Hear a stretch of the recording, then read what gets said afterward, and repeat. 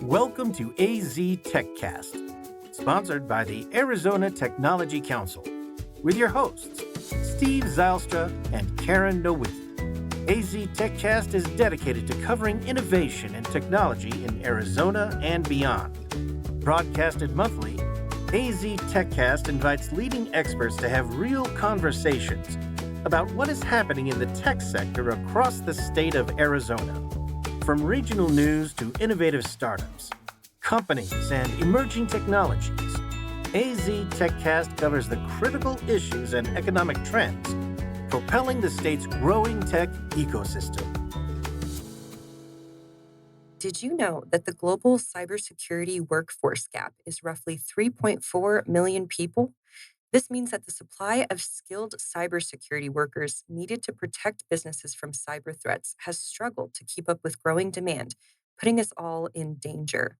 And on that note, welcome to Phoenix Business Radio X. I'm Bianca Baliga, Director of Marketing and Communications at the Arizona Technology Council, and I'm filling in for Karen Nowicki today.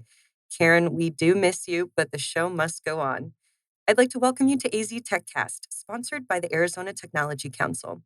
AZ TechCast is dedicated to covering innovation and technology in Arizona and beyond. Broadcasted monthly, AZ TechCast invites tech and business experts to have real conversations about what's happening across the state of Arizona. AZ TechCast discusses the critical issues, topics, and trends propelling the state's growing tech ecosystem. Now, join me in giving a warm welcome to today's featured guests. First off, we have Dara Gibson, the AZ president of WESIS Phoenix and senior manager at Optiv. Hi, Dara. How are you today? Thank you. How are you, Bianca? Doing well. We're so happy to have you here. Thank you. Up next, we have Susan Morris. Susan is the co-owner of ABL Cyber Academy and Cogent Cyber Range. Susan, so glad you're here with us today. I'm thrilled to be here. Thank you so much. Absolutely. Our pleasure. And last but certainly not least, we have Andrew Roberts. He's the Chief Cybersecurity Strategist at C-Store, a micro-age company. Hi, Andrew. How are you? Hi, Bianca. How are you? I'm well. Thank you. Thank you. We're excited to get started today.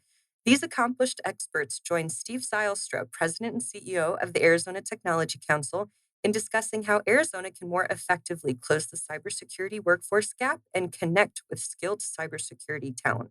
We have a lot of interesting content to cover, so let's dive in. I'm just going to start by asking each of you to briefly introduce yourselves and the role that your organization plays in Arizona's technology ecosystem. Dara, would you like to start? Absolutely. So I am actually the senior manager at Optiv for the cyber insurability services. My focus is really providing that consultative service and advisory consulting businesses on their risk management strategies when it comes to the need for insurance related to cybersecurity and reducing that risk across the platform. I'm a nationally recognized, advocate for women in cybersecurity, and I do that by mentoring and advancing women in their careers, as well as providing resources to show them avenues that they can proceed moving forward. And I do that really with the enhancement of DEI, balancing that clear balance that needs to be approached nowadays. I do think that women are oftentimes not encouraged to pursue cybersecurity as a career. So I think that's really fabulous. Thank you so much. Susan, would you like to go next? Sure. I'm Susan Morris. I'm the co-owner of Advanced Business Learning Cyber Academy and the newly released Cogent Cyber Range.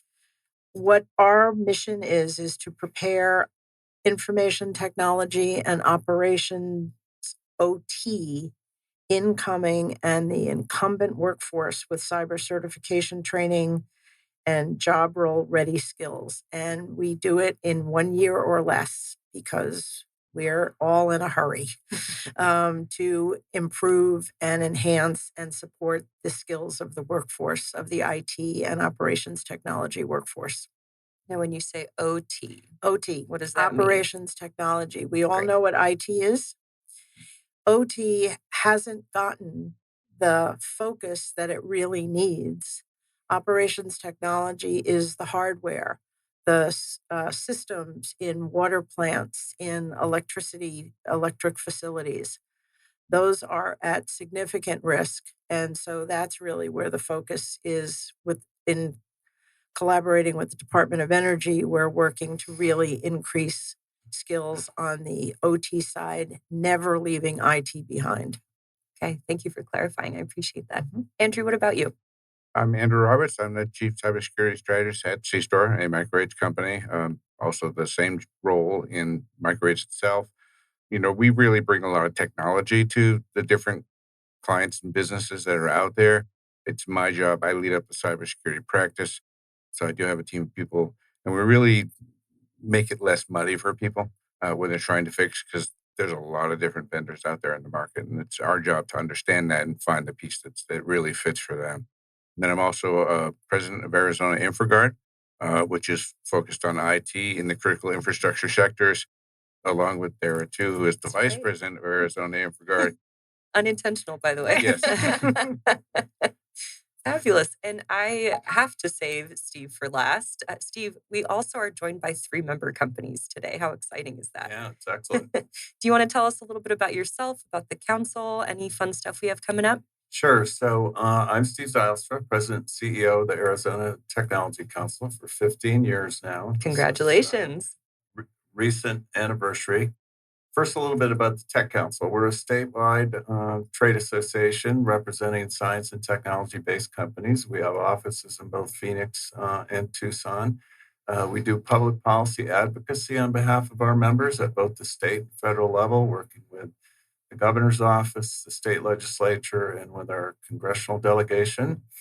We do over 100 events a year on all kinds of topics, including cybersecurity. We also have a cybersecurity committee, which has been around for a long time. A gentleman by the name of Frank Grimmelman is the chair of that. He runs ACTRA. We do have a couple of really exciting cybersecurity events coming up. Yes, we do. The first one is February 28th at 3:30 p.m. It's a virtual tech speaker series event, and it's on women in cybersecurity. So that would be the next cyber event. And then we have our annual cybersecurity summit. It'll be on May 11th this year from 1 to 5. And then we also do a cybersecurity breakfast forum in early December every year. So lots of cyber. It's relevant to every one of our member companies, and all of us personally and as companies are dealing with cybersecurity issues. And so it's a very hot topic. So I'm really excited to have our speakers here today. I think this is an incredibly topical issue facing the country and facing the state of Arizona, and really looking forward to hearing from our experts. And Steve, I'll give a quick plug to your summits and your forums, because I know for a fact all 3 of us have met at the forums and the summits. And as industry leaders, we look for those, and we look forward to those each year to make sure that we are a part of the ecosystem within Arizona, and making sure we're staying involved locally as well. Yeah, we appreciate that very much. Yeah, thank you. And if you want to learn more about any upcoming cybersecurity events, you can visit aztechcouncil.org. We have an events page in Phoenix and Tucson there, but you can also just subscribe to our email newsletter, which will alert you as soon as new events are posted on our website.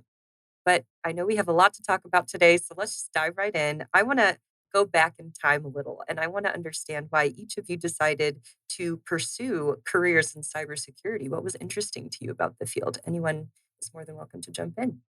I can go first if Sure, you want. go for it. And the short answer is I didn't. Oh, Right? okay. Well, and I'm of a certain age where I started my career as an auditor, and I did a lot of audit, which then led to compliance after everyone kind of collapsed. And then from there, I had a CIO that told me that compliance was kind of like security, so I could do that too. And that really is how I got into cybersecurity. And I've been there ever since. I never really got out of it. So that's kind of my journey. And I think a lot of older people are in cybersecurity by mistake, right? Or happenstance. We didn't plan this. We just ended up here. So Yeah, just to pile on there, I was sort of looking at some of the history of cybersecurity, and well, people involved in the computer industry always knew that it was going to be possible. We really didn't see hacking really start to come about until the 70s, right? And of course, over the last 20 years, it's become a everyday thing in our life. But relatively speaking, it's a new field. When you were starting out, that field didn't exist. No. Right.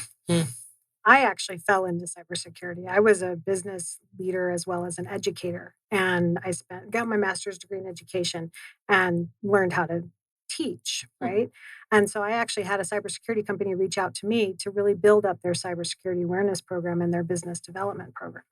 And with that, as my oldest had to say, "Did you even know how to say cybersecurity?" Right? So I had to do a quick self-learning, and that's where I sought out and ingested as much as I possibly could to become that leader in the industry. And I know that's not the path that a lot of people take, but I kind of fell into it, and I'm grateful for it because the opportunities that lie and the networking capabilities, I'm pleased as punch that I kind of fell into it. But it just shows that when I was actually looking at an NAU picture the other day, and it showed one of the first computer labs up at the university when I was there.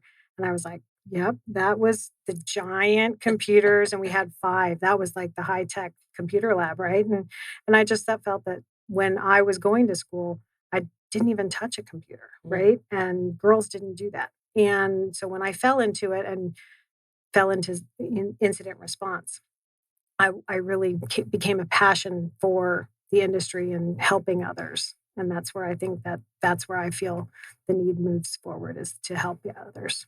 Please just punch. I love that. Susan, what about you? Sure. Advanced business learning is, we've been in business for 24 years in workforce effectiveness, and we're always researching and looking for what is the biggest global need for learning and development and skills development. And for our first 12 years, we were in leadership development, sales skills development, from an entry level salesperson to the C suite. And about 12 years ago, we were doing our research, and cybersecurity came up on every single list that we were looking at. Every subject matter expert was saying the world is in need of cybersecurity skills and a cybersecurity workforce. There's some out there, and we have to get so much better at it because the war is coming at us. And that's when we got into cybersecurity and never looked back. Absolutely. Yep. By the way, when I was in college, goes back far enough that I learned basic Fortran and COBOL when I was in college. Bless you. But we never talked about cybersecurity. We never talked about the issues that we're facing as a nation and as a world today. And I'd like to go there next. What do we see going on globally in cybersecurity? What have been some of the major events that are really driving the headlines around cybersecurity?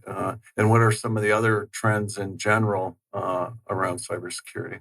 Anyone want to jump in there? I'll be happy to start.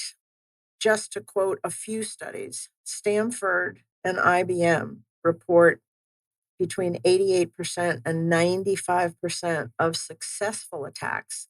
There are hundreds of millions of attacks every day, and there's a difference between an attempted attack, of course, and a successful attack.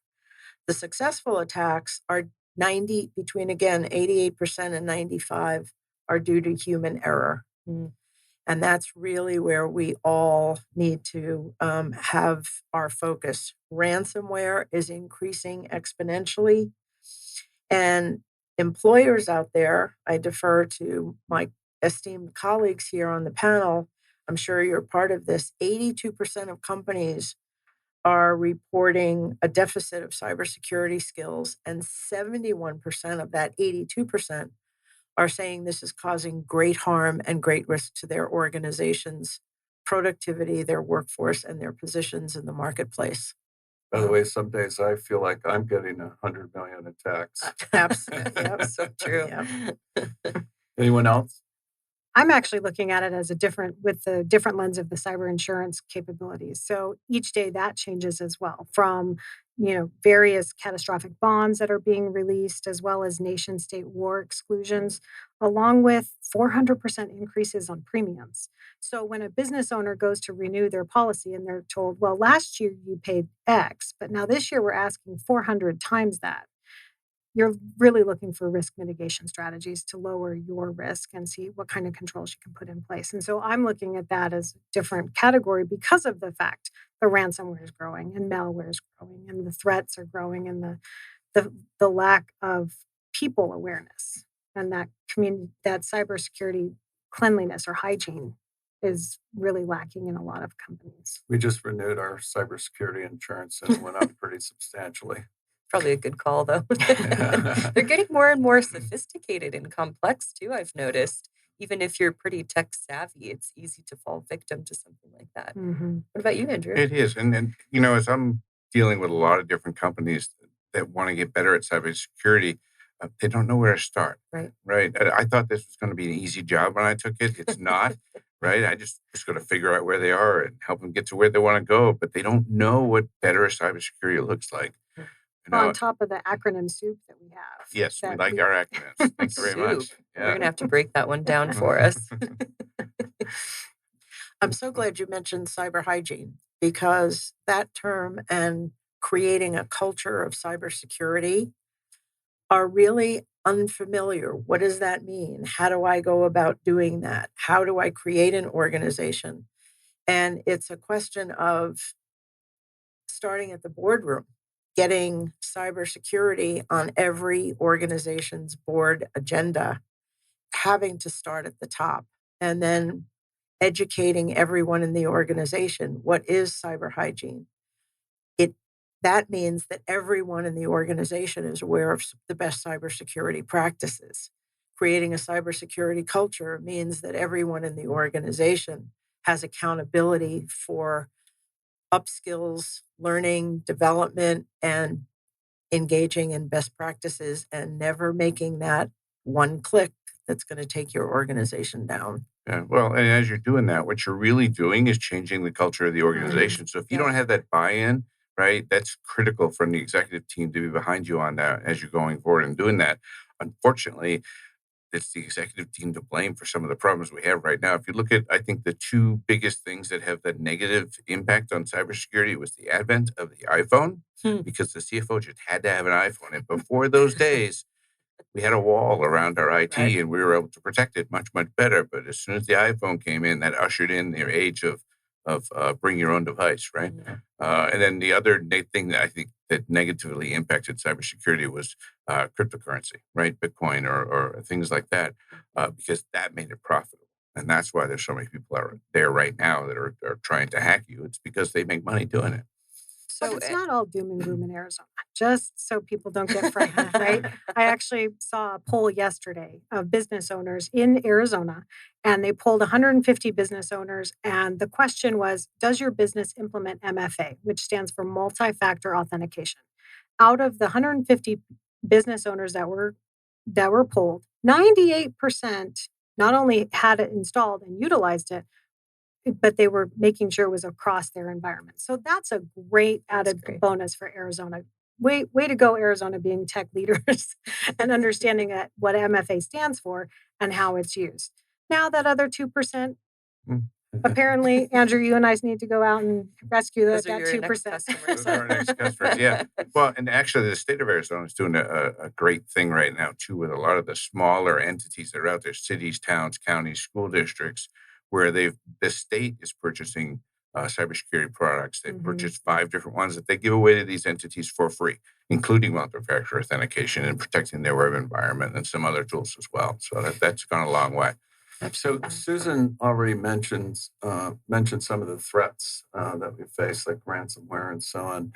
In our environment, the primary thing that we're dealing with on a daily basis, in my case, dozens and dozens of times a day, is phishing, right? Can you speak to what are the top threats for most companies today? Is it, getting in through phishing? Is it ransomware? What are the highest priority issues? Well, first of all, let's just be honest and say that the cyber criminals that are that are out there, most of them aren't that smart. They Oh. really aren't, right? All you have to do to get into somebody's environment is ask, and they'll click that link and you're in, right?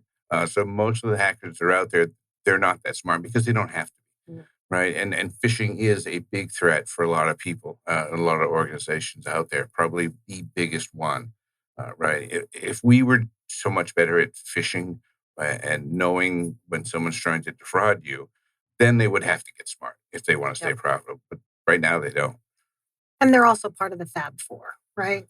The four leaders of the industry, the nation states, Russia, Iran, China, North Korea. Those are where a lot of the techniques are still coming from. And as Andrew indicated, it is easy for them to just knock on the door and say, "Hi, I saw you were at this wedding the other day. Look, you're on YouTube. Click on Right. this link to watch it." Oh, sneaky. So Very The threats in operations technology, the industrial control systems, as well as ransomware, are equally growing exponentially. And that's where there's significant risks. I don't know if anyone remembers the power grid was taken down in Puerto Rico 2 or 3 years ago. Hmm. And that was a test for the bad guys to say, we can do it. So small country, but still had a significant impact. And they're testing how much and how fast they can actually infiltrate. It's a real area of focus, and it's a significant danger to every citizen. A chemical spill impacts the planet. So there's all of those threats are growing exponentially. And it gets scarier the more digital and virtual we get, I can imagine. So, in the face of all of those threats, how are you seeing businesses more closely integrate cybersecurity within their business operations to protect themselves, their employees, and their clients? well, I can speak on behalf of the Optiv clients, and we're really showing the importance of the Optiv insurability controls. We believe that there's 10 foundational platforms that we can instill and consult and advise their clients to make sure that if those are done properly, that creates that clean cyber hygiene as well as a foundation that's strong enough to withstand a lot of what's going on today.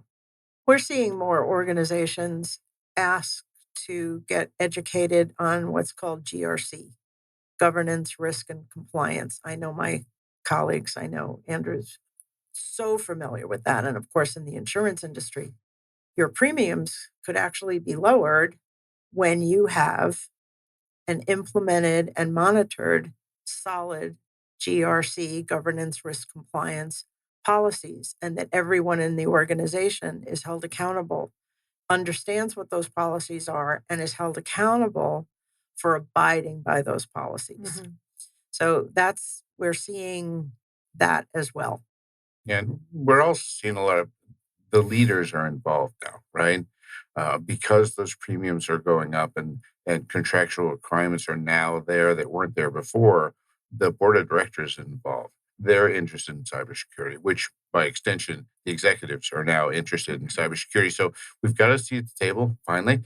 And really, they're starting to do things with cyber in mind first, rather than, oh, by the way, we did that last week. Can Right. you make it secure for us? Right? Mhm. That's one of the big transformations I've seen over the last 5 to 10 years is that CIOs and CISOs are now part of the C-suite, right? Reporting directly to the CEO, and it's become an important part of the business strategy in order to protect the company and their clients and employees.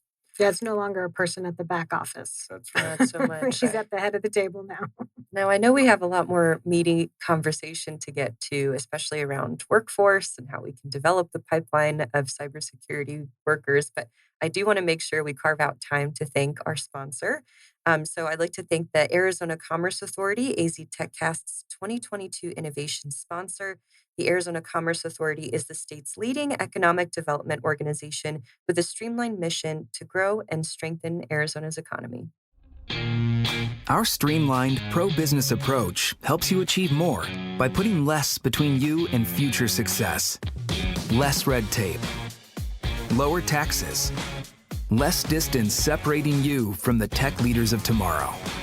This innovative ecosystem will supply your business with tools and resources to compete in the 21st century and beyond. But your future is more than just business success. In Arizona, the lifestyle you want is at your fingertips. Explore cities known for their Southwest heritage and modern vision. Enjoy beautiful scenery and endless outdoor activities on land, water, or snow. And if you're looking for a little friendly competition, we've got plenty of teams to choose from. With constant sunshine, vibrant culture, and natural wonder, Arizona provides a style of living that's entirely unique. People from all over the world call our state home. From student leaders who fill the classrooms of our top-ranked universities, to a skilled and abundant workforce that's ready for what's next.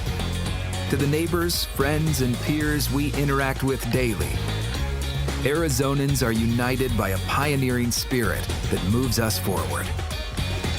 So as you look to the future, know that it's filled with the perfect balance of innovation and high-quality living that makes life better here.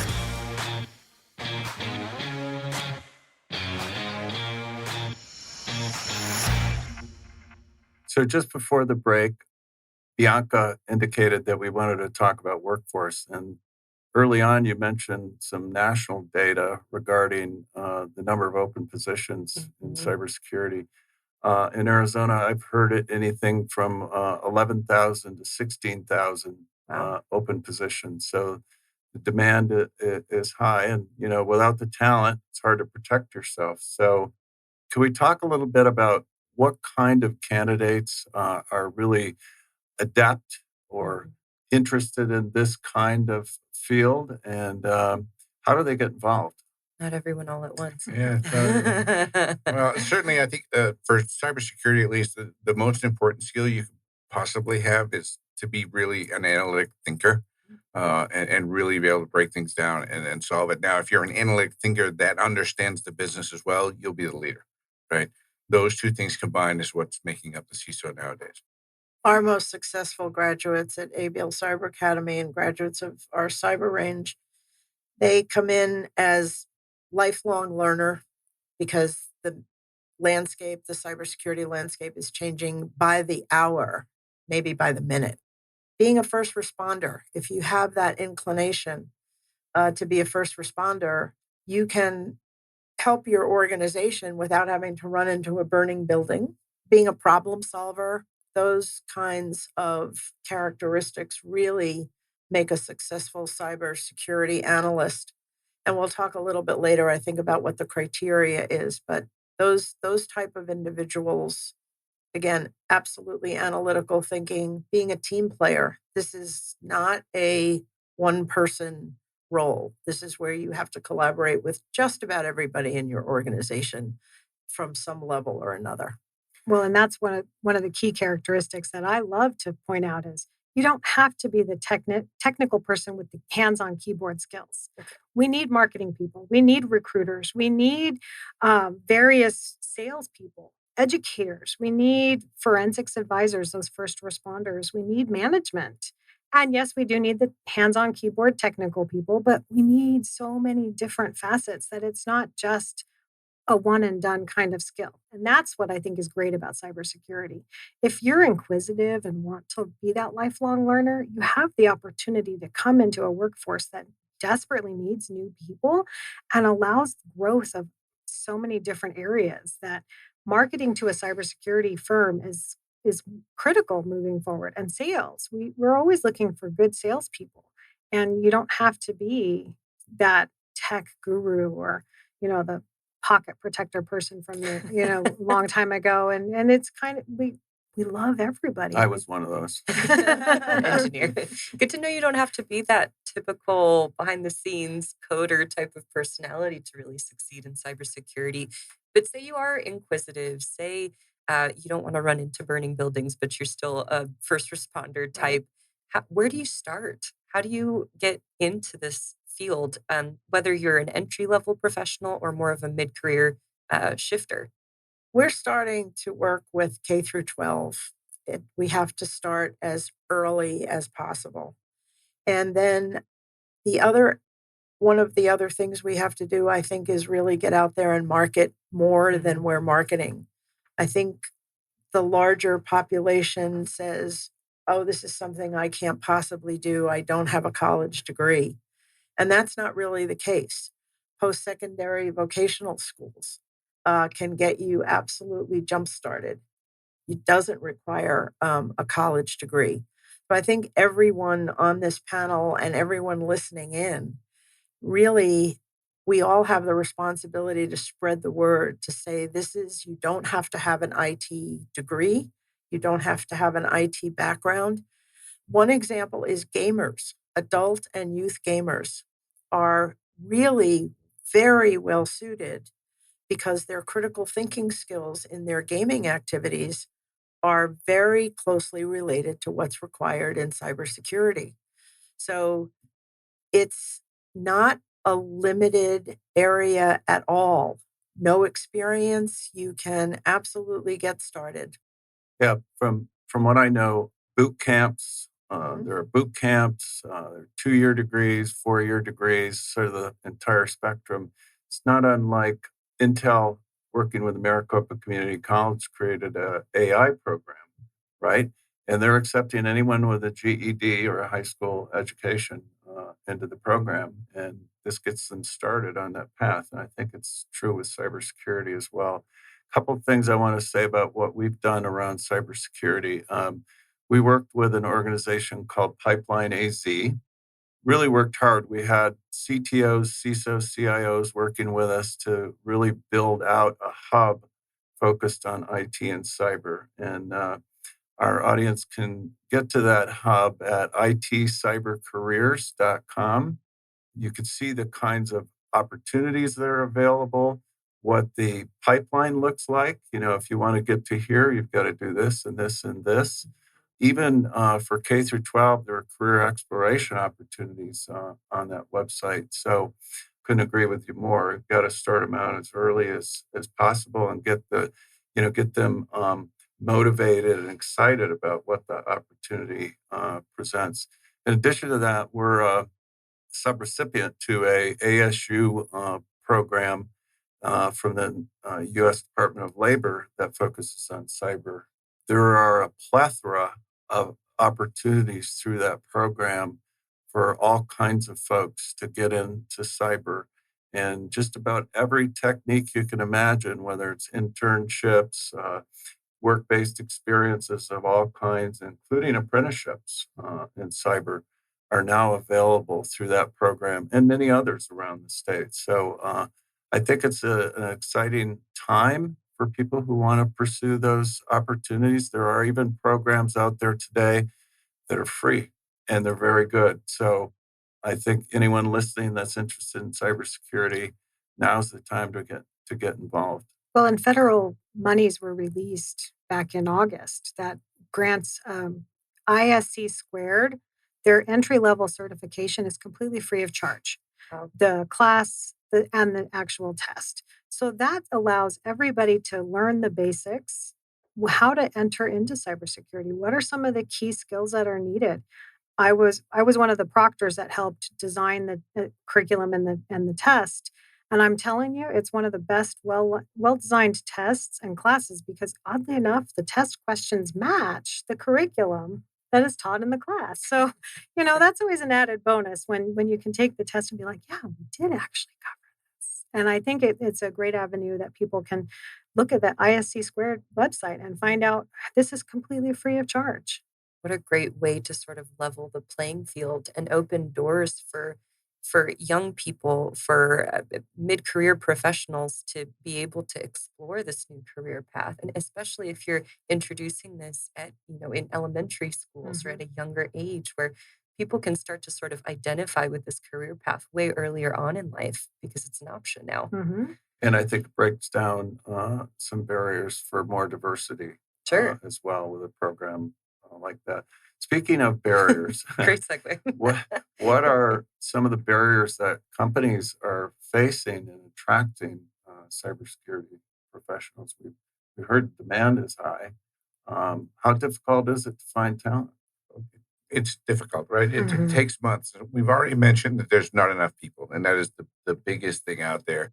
I'll be honest, there are some people that want premium pay for an entry level position. Sure. That's not going to happen either. If we can align the expectations, cybersecurity can be a very lucrative field for you. You can earn a great living doing cybersecurity, but maybe not the very first job you get. So it's not long before those line up to where you want them to be.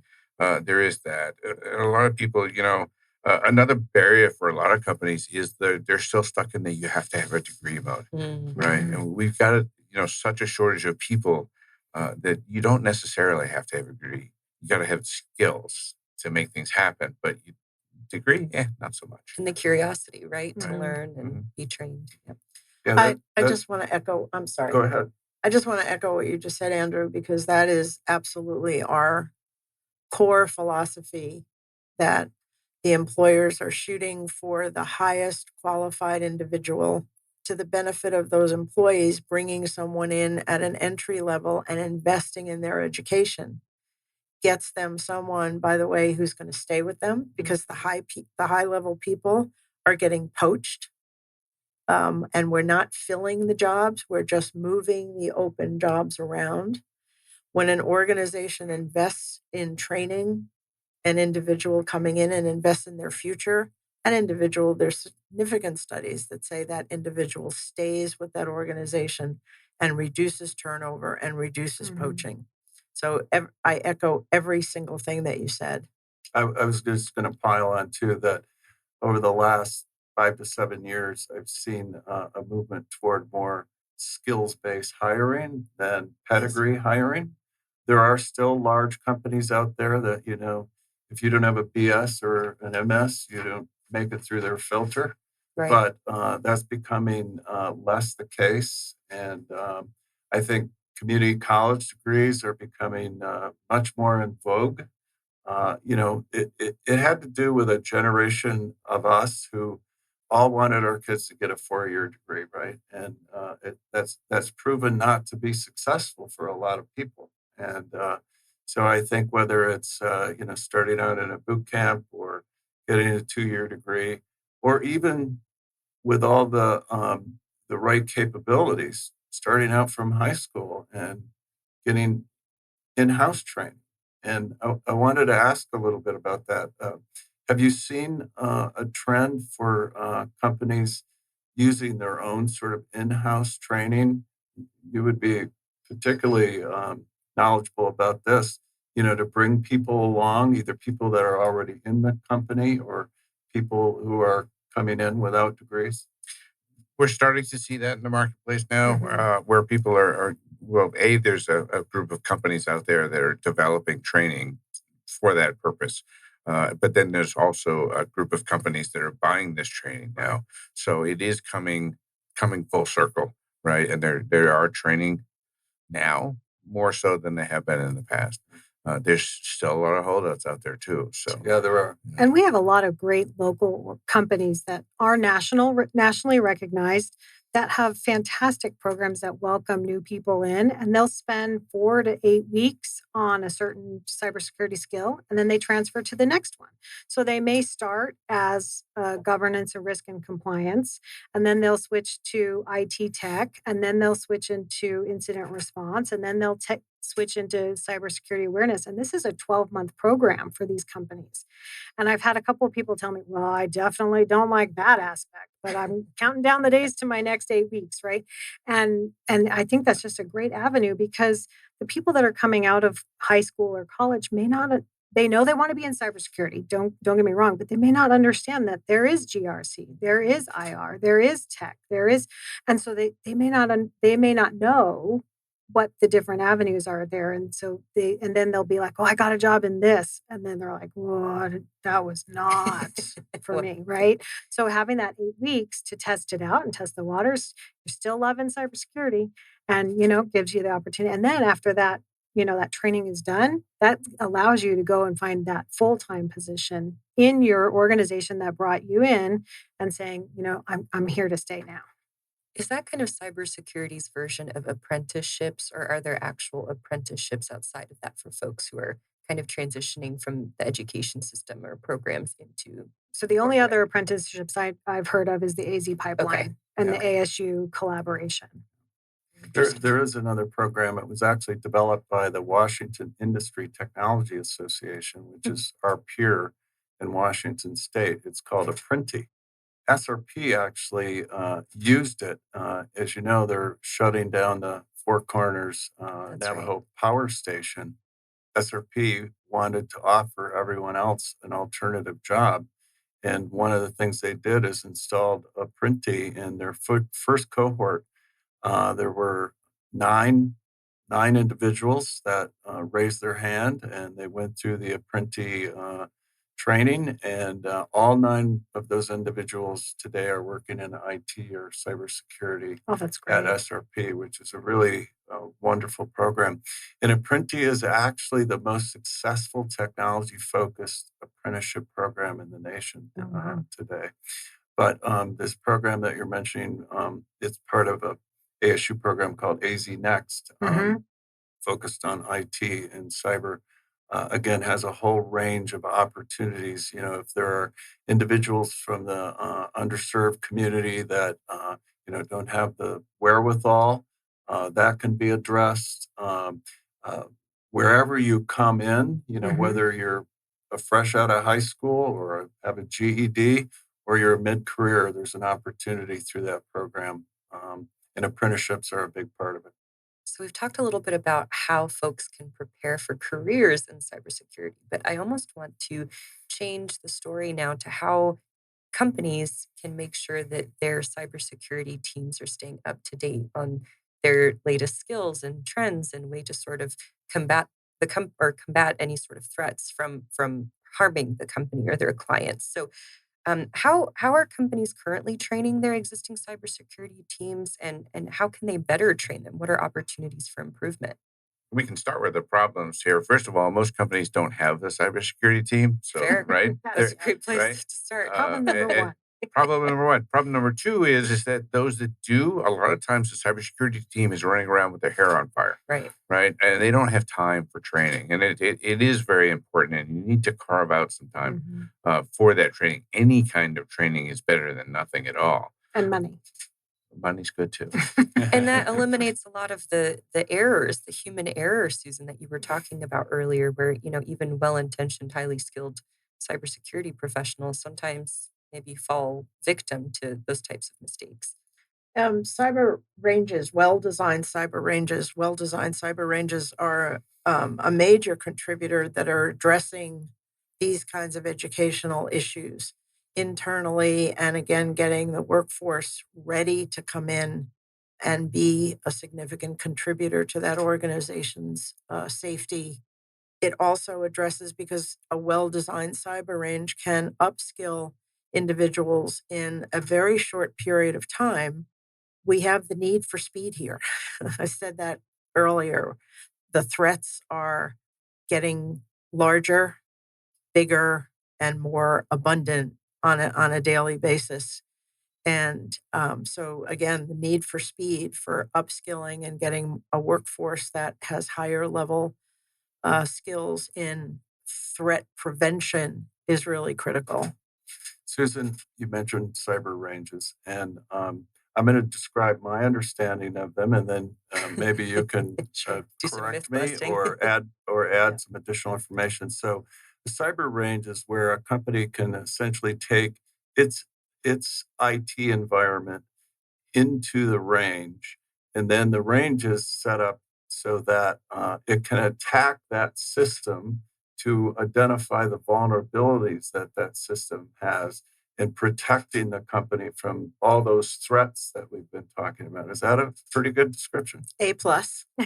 Thank you for that description. And many of you may be wondering, what even is the term cyber range and where did it come from? First of all, a cyber range is a place on the cloud where individuals go to upskill from entry level to very, very advanced, where the company, the organization simulates their environment and individuals are testing out in a safe environment, where they're practicing with attack scenarios, causing no danger to the organization. One of the, so where did the term come from? It came from the military. The military has always trained its personnel, Army, Navy, on gun ranges, where they're teaching our soldiers to fight against and take down the enemy. So many, many years ago, the federal government started to use the word cyber range to train people to take down our adversaries and prevent our adversaries from being successful in hacks. So that's where it came from. Ranges are now, the best ranges again, are out on the cloud, 24/7 access because of what you were talking about, Andrew, the time available. And organizations are able to customize their learning experiences so that the time is so well spent because those individuals are getting that job role, ready skills pertinent to that organization's job role. So it's becoming significantly more popular as a tool. And again, our newest Cogent Cyber Range is affordable. It's not billions of dollars that have to be allocated for education. Most organizations don't have that kind of budget. And again, we have to hurry here.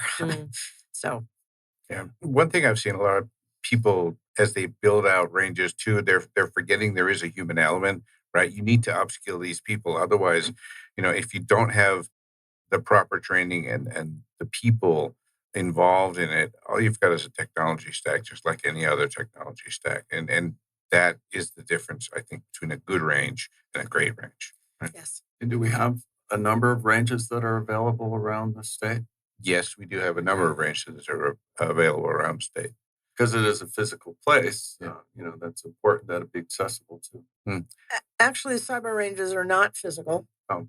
They are It's in the cloud. In the cloud and easily accessible to anyone and easily customizable to the organization.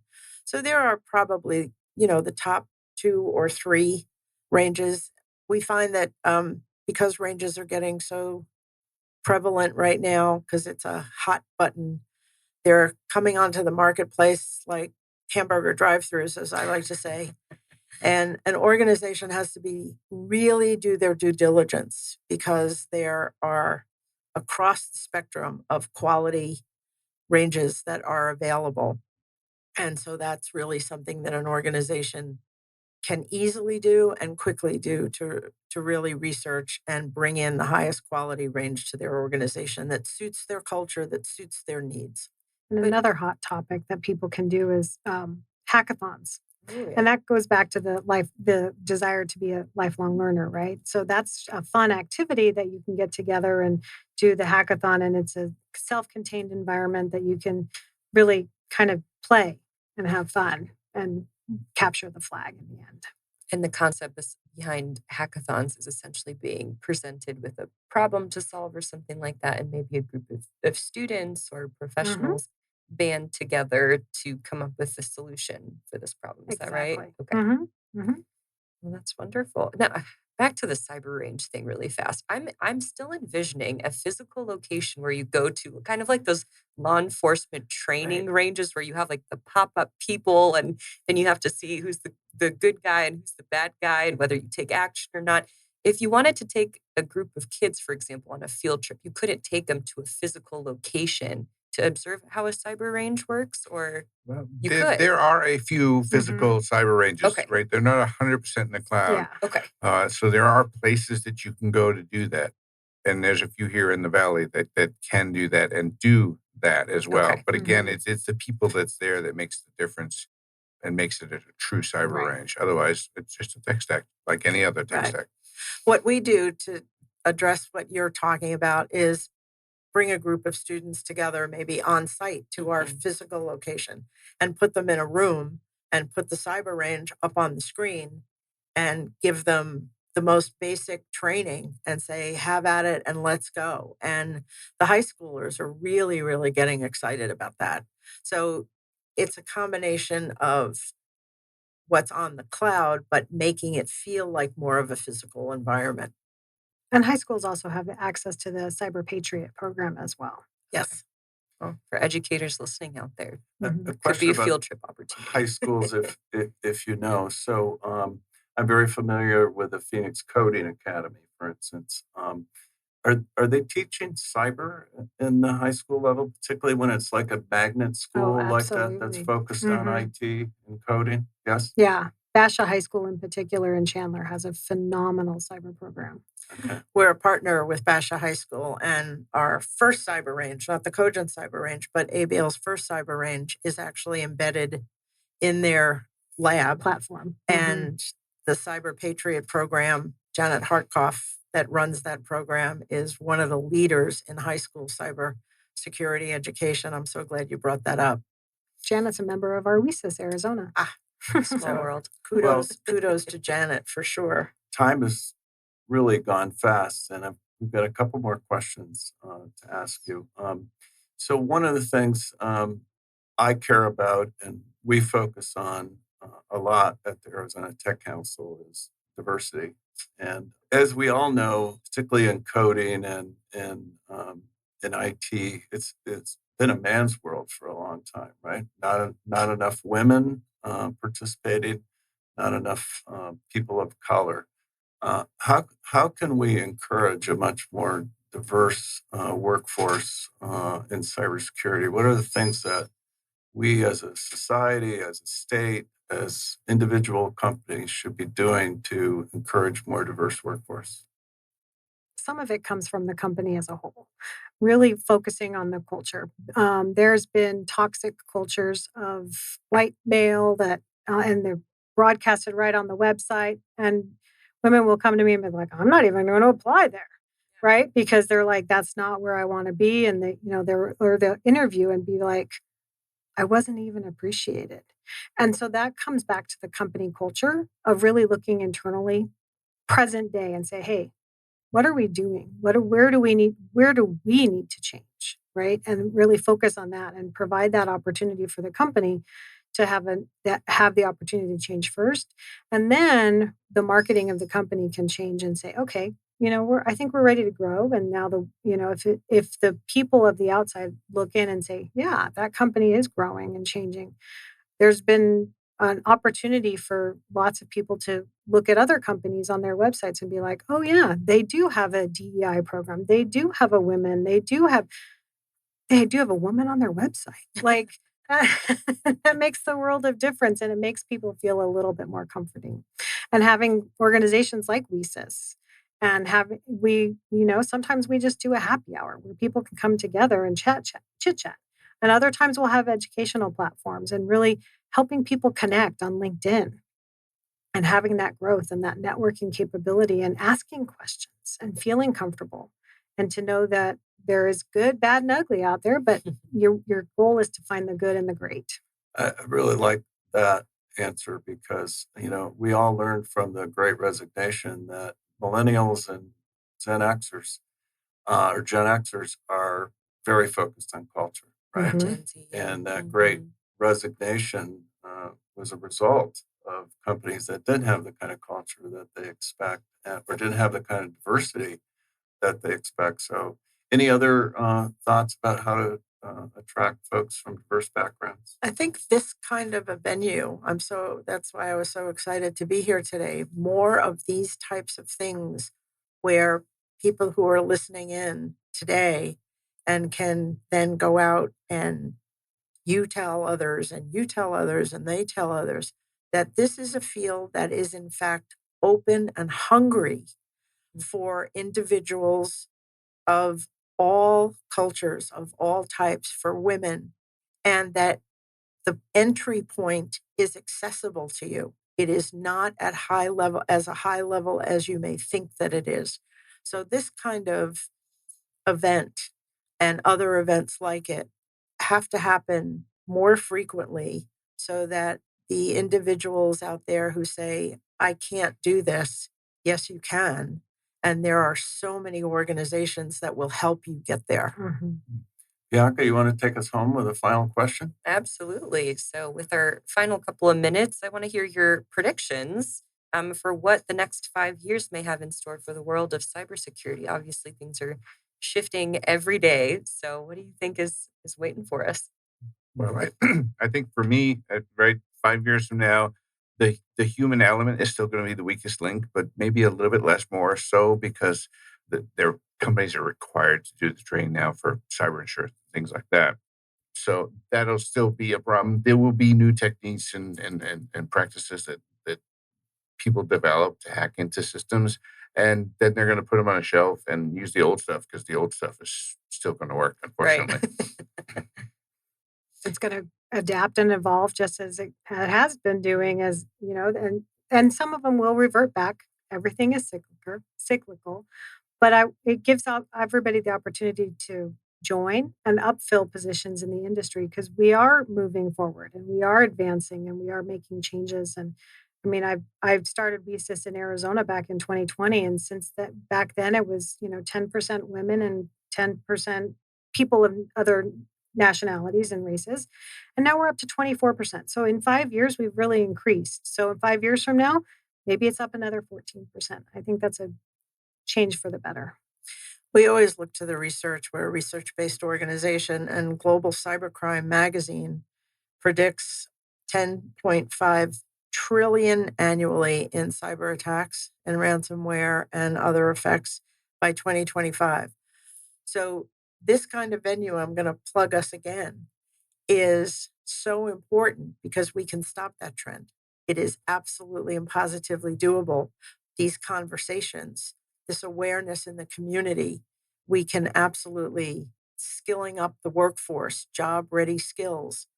We can absolutely make a difference and make an impact and have it not be as significantly terrible as some of the experts are projecting in 5 years.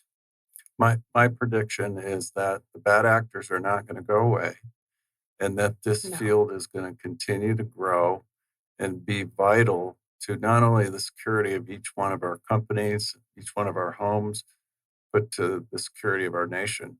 So this is the time to get into cybersecurity because it's a lifelong opportunity. And with those growing challenges comes the growing opportunity for Arizona to really make a mark regionally, but also nationally, and see about showing the world what Arizona can do with cybersecurity leadership. So, wow, what a great conversation. I have learned so much, and I am so grateful for each of your time today and that we could all be together here in the studio at Phoenix Business Radio X. You've been listening to AZ TechCast, brought to you by Phoenix Business Radio with Business Radio X. Today's AZ TechCast was brought to you by the Arizona Commerce Authority, the state's leading economic development organization with a streamlined mission to grow and strengthen Arizona's economy. Thank you so much, Arizona Commerce Authority. If you're interested in being a podcast participant or a sponsor for the Council's AZ TechCast, contact marketing@aztechcouncil.org and you might get a response from me. To learn more about opportunities to further position you as a tech expert, influencer, and innovator. Until next time, I'm Bianca Baliga. Thank you for joining us for AZ TechCast. Thank you for joining us for this episode of AZ TechCast with Arizona Technology Council, featuring leading tech and business experts that help influence and shape our great state and the industries they serve.